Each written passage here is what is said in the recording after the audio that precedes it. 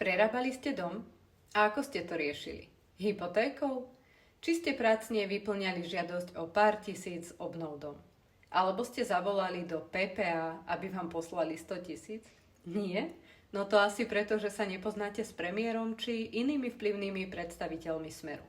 S rodinou radi chodíme do Uhrovca na Uhrovecký hrad. O to viac ma mrzí, že za múrmi skrytými práve uhroveckými lesmi vyrastlo v tichu a tajnosti ďalšie sídlo človeka s prepojením na Smer. A podľa medializovaných informácií financovaných práve z peňazí PPA. Teda z peňazí nás všetkých. Nejde len o tých 100 000. Ide o odkaz, ktorý tým smeráci aj v našom kraji posielajú ľuďom. Vy dodržujte pravidlá a my ich nemusíme. Takto sa buduje nedôvera. A presne takto funguje Smer v našom kraji.